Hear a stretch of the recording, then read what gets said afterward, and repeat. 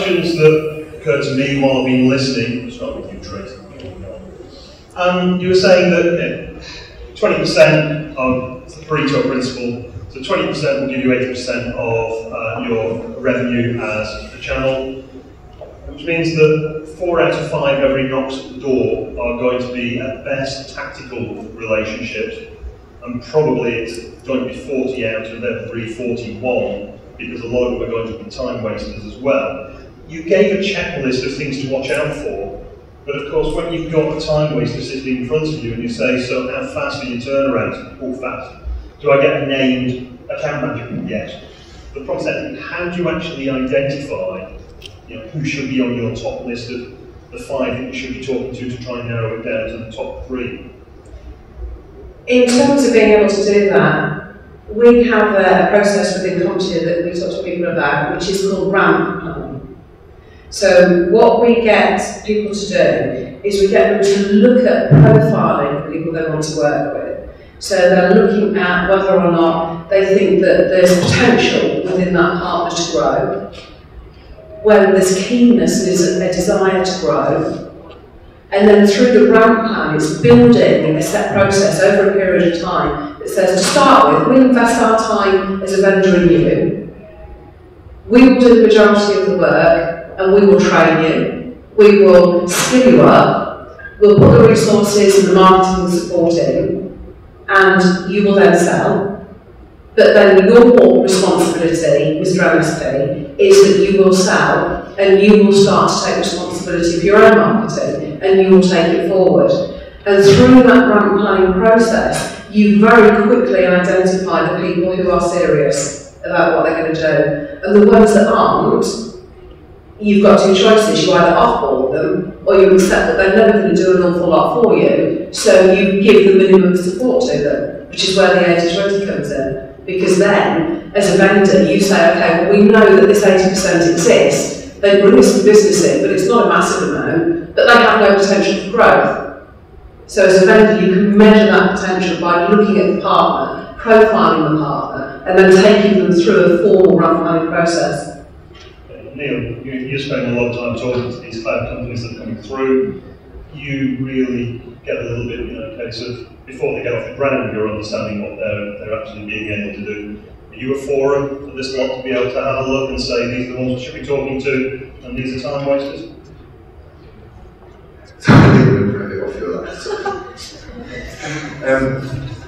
What can I say? We have probably seen, I don't know, the best part of over 1,000 MSPs, talking to them individually from a C-level exec point of view. The difficulty with MSPs and then VARs, as a company probably included, is the fact that the technology is changing so quickly in what services you sell.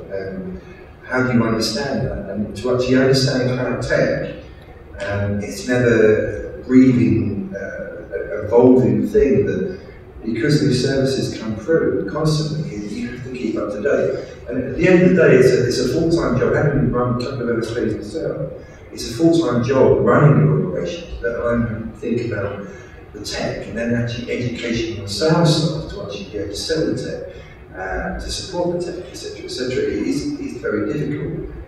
If you had, if I was to form an MSP today, there's no way that I would buy my own services. I'd buy it from someone else, really, and that's the harsh reality of it. It makes no sense whatsoever.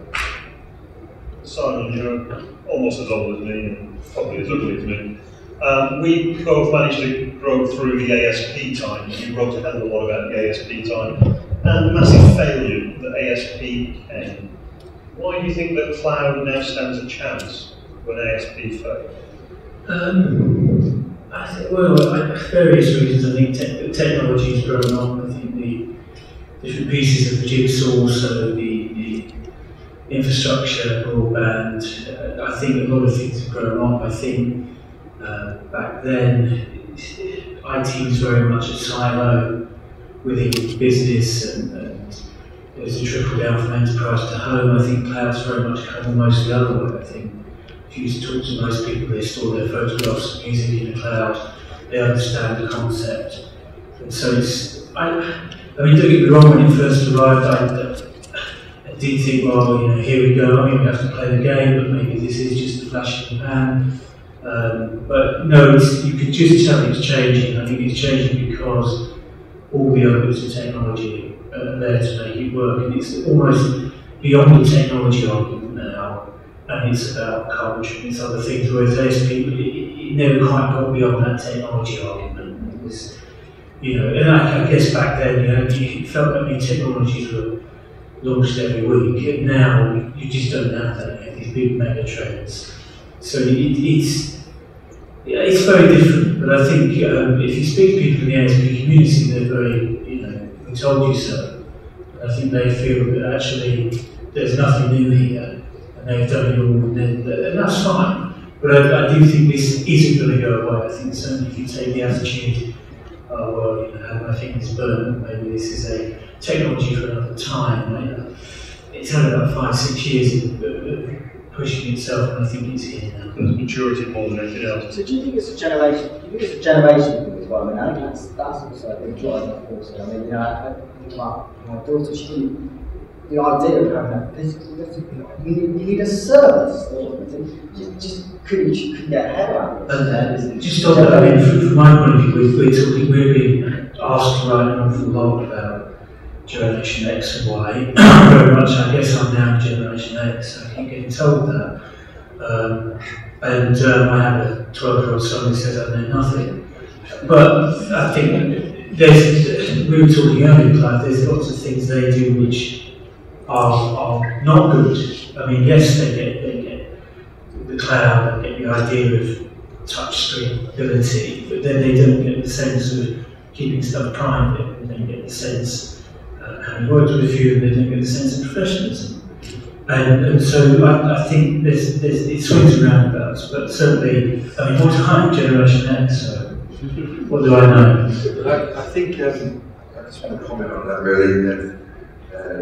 There's a lot of hype around Generation X, Generation Y, and in all fairness, I think the younger generation now, that's not my dad, but the younger generation, in fact, are more educated and understand that us older people have stuff about us in the internet. It's floating around and we accept it, and I think the younger generation coming through now know that what they're putting out about themselves is forevermore.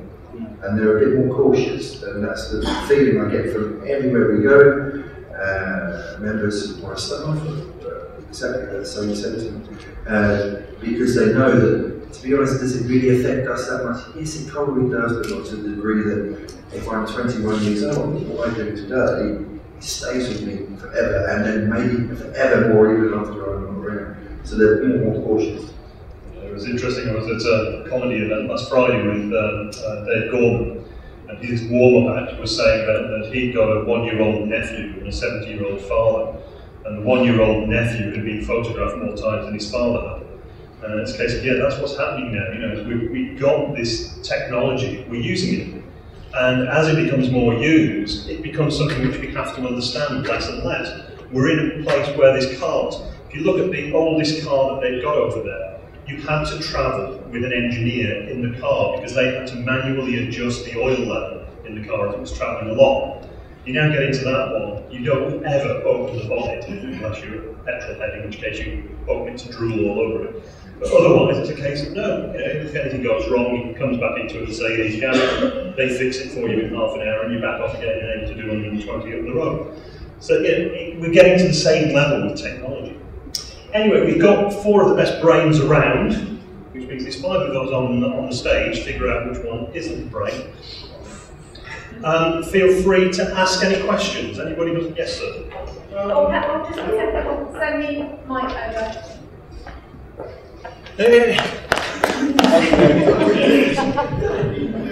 Julia will bring the mic over. It all sounds too good to be true.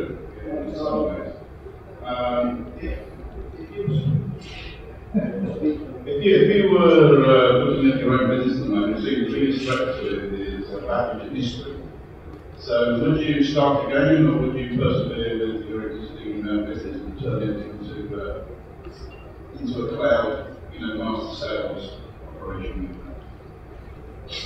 Mine already is. We're virtual, so we have everything cloud wherever it is.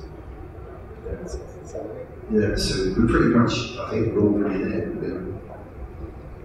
Yeah, and I think if you're a traditional MSP, I think it's a serious business decision that you need to make about where you see your future business coming from. And I think consumer-led purchasing now means that the consumer dictates by and large where an MSP goes, because they are more savvy. And it's not a case now where the MSP can actually say, well, you should have this. The consumer, the end user, has more knowledge, is in more control of what they want, and they will demand that you, as a provider, give them what they ask for. And I think we've said before, wasn't it, that if you don't do that, you will lose your customers. So there's a case to be had first saying, where's your business going? But then there's also a case of how do you manage that process through from traditional supply, where it could be project-based or transactional sales, into a recurring model. But it has to be, I think, a transition over time. And even perhaps segregating the business and having the traditional sales carry on whilst cloud services take up, so that you can see, you can manage and control the uptake and onboarding of those services and see how they fit and take it step by step slowly. Yeah, I also don't think it's necessarily true to say it's too good to be true, because there are a lot of risks and pitfalls. You know, there are a lot of things that you need to think about. That you know, it's a big job. You know, it's not just a case of flicking a switch. You know, there are a lot of things you need to really carefully think through. So I don't think it is too good to be true. I think it's good, but not too good to be true. One of the things we were discussing outside was about how it's fine for a service provider to say we've got 99.999% uptime within our own facility. But if it's a piece of wet string between that facility and where the person's accessing it from, then you've got big problems. And it's a great opportunity for the channel to be the ones who sell redundant connectivity to make sure that that 5 nines is maintained across the wide area network as well. I mean, it's not just about connectivity. I mean, I've seen data centers out in Russia powered by diesel and have electricity backup. It's really, really funky, but and then designed that way. I've also seen sheds that are converted into data centers that have zero resiliency. And it's, unfortunately, there's no real best practice or governing body for cloud in general. It's only what we call best practices. But in all fairness, the story I told about my friend was the actual truth. It really was the truth. You know, for system integrators, resellers, VARs, you do need to get that reoccurring revenue, and that really touchy-feely. We talked about, or able to talk about trusted provider. You've got that already.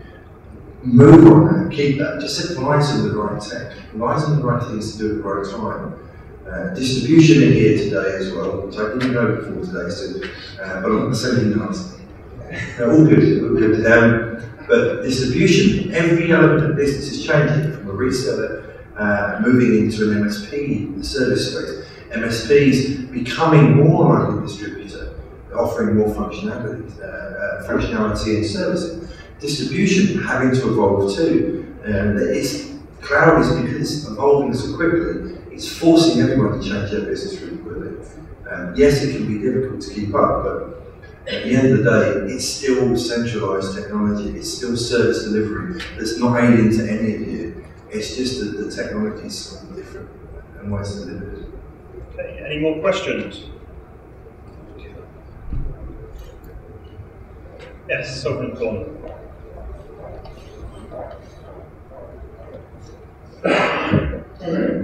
Just thought, because we had the greatest one in our generation for IT, not that I'm thinking about much.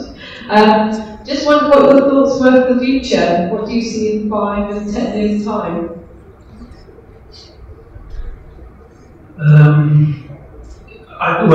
First of all, I still see the need for a channel. I still see the need for resellers to serve people locally. I think one of the positive things, forget cloud for the moment, but one of the positive things over the last sort of 3 or 4 years has been the fact that that whole thing about the channel is dying has gone away. And so I think going forward things will change. I think the Internet of Things will become a bit like big data has been. It's been around for a while, but it's only just emerging. What does that actually mean in terms of the solution? I think we will get a similar thing with the Internet of Things that will turn into solutions the channel can sell. I think wearable technology may be a little bit of a buzz, but I think fundamentally I still see a channel in 5 years, and I think that's encouraging. Yes, I agree. I think that there is always going to be a place for the channel because people do buy from people, and at that moment I can't ever see that changing. People like to buy off the internet sometimes, but if they've got something that's complex, they want to talk to a person about it. They want to know that if they've got an environment that's absolutely critical to their business, that if something goes wrong, they can pick the phone up and speak to a person and get it sorted out, not an automated system. So I think the channel is set to stay with us. And you know, the convergence is one of those words that's been around in this industry for an awful long time. But we are finally, I think, starting to see convergence. We see it through APIs, through common platforms, through the cloud. We're starting to see systems truly come together, and that's given rise to things like big data, because it's capable of doing it, but it will also give rise to small data for smaller companies who can't deal with big data. So I think big data, small data, analysis, a lot of information available, and people starting to choose what's important to them to measure, rather than just measuring anything that moves. Future of the channel or cloud? Okay, exactly what Tracy said, the channel is going to be a very key part. Even more so. Why do I say that? Because when I talk to managed service providers, they cannot sell without technology. Period. They don't understand it unless they have onboarded it, embraced it, and a lot of them have it. And that divide will get bigger. In fact, it will get so big that we wholly rely on the channel sales, because the channel providers who they partner with will provide pretty much most of the support and training, and that's coming from distribution all the way down. Distribution staff have to do this too, and will. Maybe one shake, yes. You will be providing more enablement and training to your clients, right way down, and that'll be so really key. With cloud, very difficult to see 6 months and over 5 years, but you're not going to quote me on this, so you're not going to write this. What do I say about cloud? I would say, I'm going to put this out there. I compare it to back in 2004, 2005 in the banking world. There were lots of banks. The economy changed, banks bought little banks, became bigger. We are going through the consolidation phase with technology providers. It's simple. So you either adapt or you go by the dinosaur. So you'll get bought or you'll go out of business. That's a harsh reality, but that's what I think. And we're already going through the M&A challenge of cloud providers already, and it's going to speed up. So from a tech point of view, it's going to be a nightmare. The toilet will talk to you, your dishwasher will moan about you to your fridge, and you just get food delivered to you that you probably won't want to eat, really. So, and that tech's already here. Yeah, I think actually, the channels actually in the cloud space is just going to grow. I think actually there's, I think a lot of providers of cloud services, they still haven't woken up to the fact that they need a channel, and it's massively important. People will always buy what people need. It doesn't make any difference. My father-in-law will always go to his local IT company to ask if it's a good idea. It doesn't matter what it is. I think they're going to have to wait, but I think actually they won't achieve the growth that they're expecting And they'll wake up and they'll say, oh, actually we do need you, sorry, can we come back again? And then I think they'll have to come up with some decent channel programs, and then I think that's the work there. I'll just chuck in my 2 pence as well. At the moment, you've got about 28% of individuals worldwide are connected to the internet. So about 2 billion out of just over 7 billion. So it's the exception rather than the rule to have connectivity to the internet. In 5 years' time, it'll probably be around about 80% of about 8.5 billion people who will have connectivity to the internet. Alongside that, with the Internet of Things, you'll be looking at somewhere between, and this is a massive thing, between 50 billion and 500 billion devices attached to that internet. This is going to change the whole way that we live, the whole way that we work. It's going to create new value chains between suppliers, companies and customers, and they're all going to need people who can help them do that. So when it comes to cloud, we'll see a cloud of clouds. There's going to be lots of different clouds out there, all of which need to interoperate together. You're going to need brokers who can make all of that work. You're going to need a very vibrant channel who can take that to the market and make sure that these people who are going to be very confused, because they can no longer even draw a line around their own organisation and say that's us, because that organisation becomes very cloudy. It's dealing with things left, right and centre, different organisations, different suppliers and so on. That's where you lot come in, and that's where in 5 years' time, if you're still going, we'll sell you another Dell server, best of luck. Any more questions? Okay, well, we'll all be hanging around for a little while after this, when we're not trying to crash a few Mercedes into the walls. Aidan wants to say a few words to after this, but I would like to thank the panel for their time. I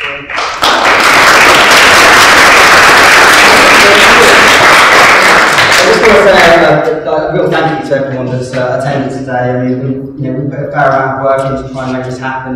Again, really appreciate all your feedback. If there's anything you think, I'd really like to see some more of that, or less of that, or that. Any kind of feedback, we really want that. We want to run this again, we want to make it bigger, we want to make it better. So please do let us know what you think. So thank you again for all your time today.